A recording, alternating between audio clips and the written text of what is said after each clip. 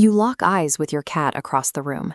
In that moment, it is natural to assume they recognize your face, process your expression, and understand who is in charge of the house. The reality is completely upside down. Cats do not possess the biological hardware to categorize the world, or the humans living in it, the way we do. We project our own psychology onto them. We assume they see a master or an owner, and that projection blinds us to what our pets are actually experiencing on a daily basis. To understand what is happening inside the feline mind, we have to strip away the human ego and view the world strictly through the biological filter of a twilight predator. From their vantage point near the floor, we are not authority figures. We are bizarre, towering fixtures navigating their territory. Everything we interpret as standard, affectionate pet behavior is actually the result of a radically alien sensory and evolutionary experience. The disconnect starts with the literal, physical mechanics of a cat's vision. Their eyes are not designed for daylight clarity. They are specifically optimized to track movement during the low-light hours of dusk and dawn. While we see vibrant colors, cats view the world through a muted palette. Bright toys fade into dull, grayish blobs. They also operate with incredibly low visual sharpness. At 6 feet away, your face loses almost all its fine detail. Since they cannot rely on high-definition facial recognition, cats use alternative metrics to identify you. They map your rhythmic footsteps, the specific scent of your skin, and the tone of your voice. This explains why your cat can walk past a photograph of you with zero reaction, but will sprint into the kitchen the exact second they hear you open the fridge at their usual feeding time. Physically, your cat does not see a human. They perceive a tall, blurry, moving shape that is defined entirely by its daily behavioral patterns. To understand why cats perceive us this way, we have to look at their evolutionary history, which is radically different from the animals we usually compare them to: dogs. Dogs underwent directed domestication.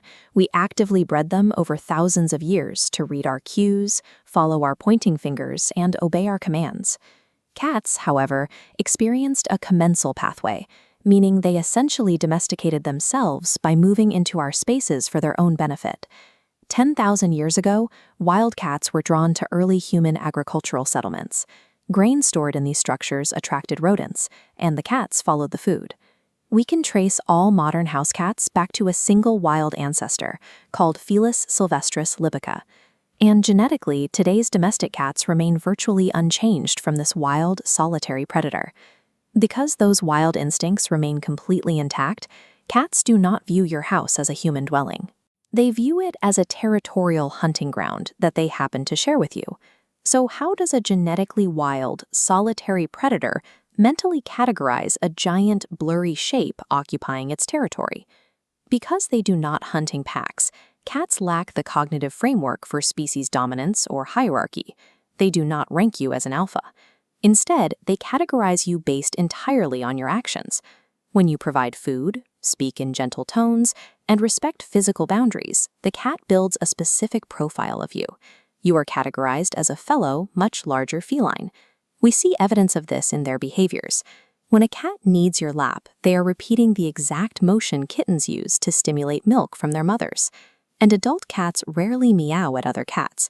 They developed that vocalization almost exclusively to get attention from humans. You are not a pack leader. Through the lens of feline biology, you are a giant, non-threatening mother cat. This maternal and territorial understanding completely reframes the persistent myth that cats are cold, aloof, or transactional creatures, only sticking around for the food. Behaviorists recognize cats as emotional mirrors. They constantly monitor your body language, adjusting their behavior to provide silent, physical comfort when they detect a change in your stress levels or expressions of grief. Even their strangest shows of affection make sense. Bringing you a dead bug or choosing to sleep directly on your chest while completely defenseless are profound demonstrations of vulnerability and trust between predators. Studies show that cats develop distinct, secure attachment styles. The psychological bonds they form with us are comparable in security to the bonds between human children and their caregivers. Because territory is everything to them, your physical presence actually anchors their environmental map. When you suddenly leave, that absence causes genuine spatial distress because a key fixture of their reality is missing. You do not own a cat. In their alien, blurry, instinct-driven world, you are the emotional architecture of their environment and the most trusted member of their family.